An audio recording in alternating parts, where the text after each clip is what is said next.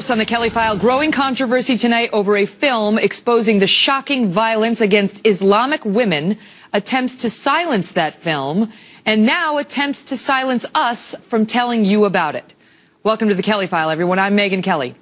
This film is called The Honor Diaries, largely produced by and starring a diverse group of women with different faiths, backgrounds, and nationalities. All of them focused on promoting women's rights, especially in countries where women and girls are often subjected to something known as, quote, honor violence. Here's some of the trailer. My sister was telling me how unhappy she was in her marriage, and I said to her, come to me. She said, I can't, because I have to think about honor. She didn't want to dishonor the family by leaving her husband. In the end, she set herself on fire. Rubina did, and she died. The concept of honor, it's very difficult to explain it to Western societies. Honor is something that is carried and contained in women and is there to be guarded by men. ومن هو وليها أولا يأتي الأب ثم الزوج ثم الابن. Anything from wearing short sleeves, refusing to wear a headscarf, being seen talking to a man. Those things can be deemed dishonorable. Thousands of women have been detained for dressing un-Islamically. Like this woman screaming as she's pushed into a police car. The honor system in Muslim majority societies is really the basis of a lot of harm that is perpetuated against women. It's systematic, institutionalized misogyny. I was crying and begging him to stop. Then he put his hand on my mouth like this. I couldn't breathe. I was crying, but he used me anyway. The issue of forced marriages, child marriage, and honor abuse is a worldwide problem. When you do dissent with what is portrayed as mainstream belief, you are ostracized. There are threats of murder, there are threats of rape, physical mutilation. That film's rollout began on March 8th on International Women's Day. In recent days, a growing number of critics have attacked the film. And now the Council for American Islamic Relations, or CAIR, has joined in an effort to shut down screenings on college campuses. First, the University of Michigan Dearborn postponed its screening.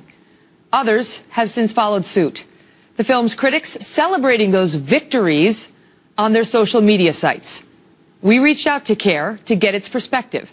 This is the same group, you may recall, that pushed to have Juan Williams punished by NPR after his comments about Muslims. He was later fired.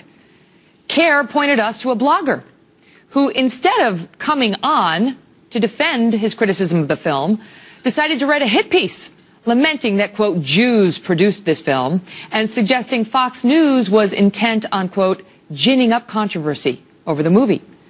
Clearly, CAIR's chosen spokesperson wanted Fox News to back off of its coverage. When we followed up with CAIR, it simply sent us this quote.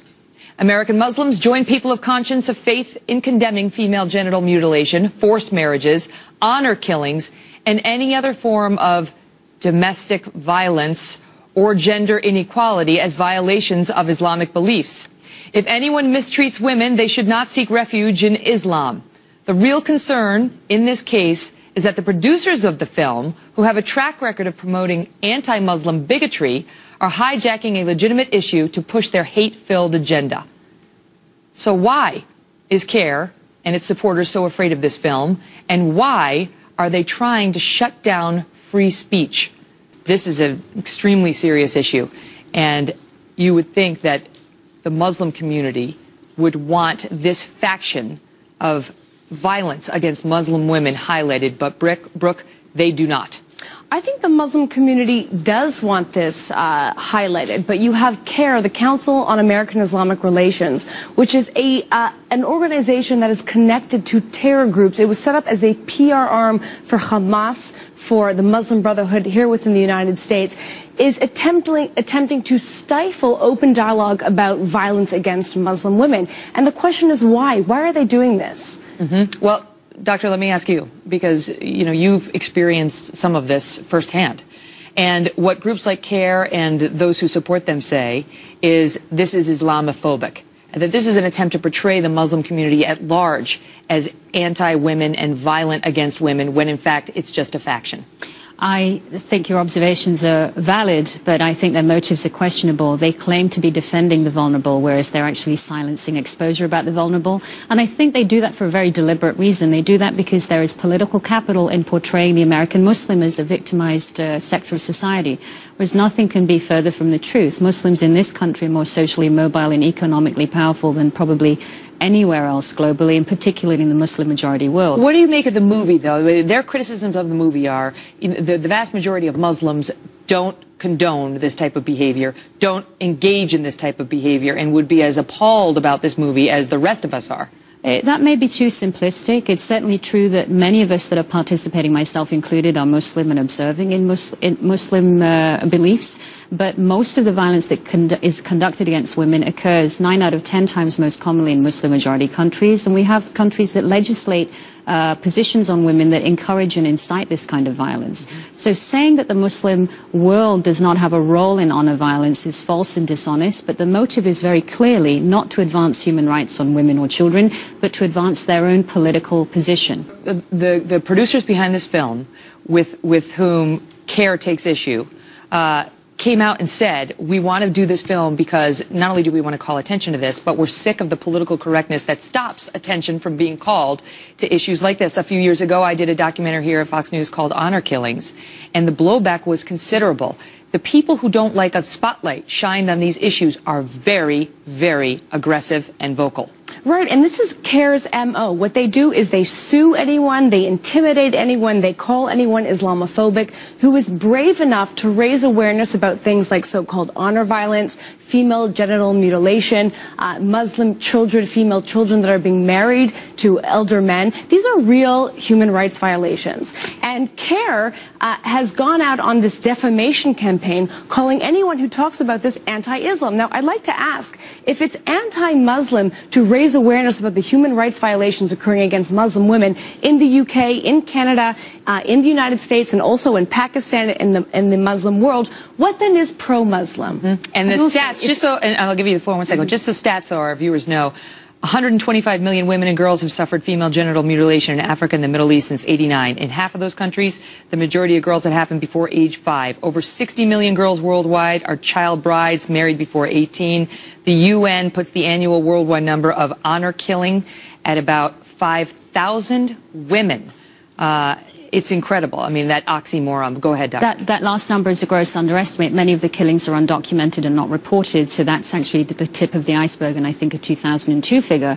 But just to add to what Brooke said, it's only a manufactured controversy here in the United States with what I can describe as political extremist front groups. I think that's how I would classify an organization like CAIR, because as recently as in Saturday, Dr. Maha Al-Manif in Saudi Arabia was honored for her work in human rights, fighting violence against children and women in her own country. And in Pakistan, we have human rights lawyers like Asma Jahangir, also Muslim women, doing exactly this work. Well, I mean, if CAIR is so concerned about this, as they suggest in their statement, why aren't they leading? Why aren't they at the sharp point of the spear, trying to shut this down and call attention to it? I want to ask you, Brooke, because we asked Brooke to come on. She comes on the program frequently and did on my afternoon show as well.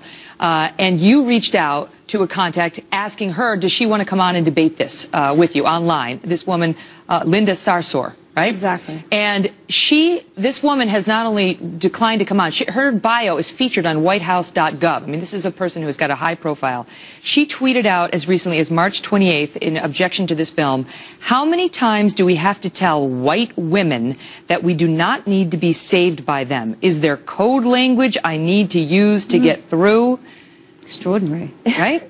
It's unbelievable, because what CAIR has done and what groups like CAIR has done by calling out women who are brave enough to appear in this film as anti-Muslim, they have unleashed a vicious attack against those women who are in the film. And there are women who are too intimidated to come and talk about these issues because people like Linda Sarsour are attacking them online. Endangering them. And the irony is that's exactly what this film is about. So their motives are very clear. They're trying to cover up for these crimes. They're trying to stifle free and open public dialogue about these very real issues that are happening in our society. And you hear this word again. She tweeted out about how domestic violence is the issue, and she's tired of those who conflate domestic violence and Islam. We've heard this over and over and over. it is not domestic. This is not an issue of domestic violence. That's correct. There is an absolute culture of honor violence. It's not exclusive to Islam, but it's very prevalent in Muslim-majority countries. And the most Islamic act as an observing Muslim is to expose this injustice, which is what this movie does. So CAIR should be hosting screenings rather than shutting them down. Thank you both so much. We appreciate you being here.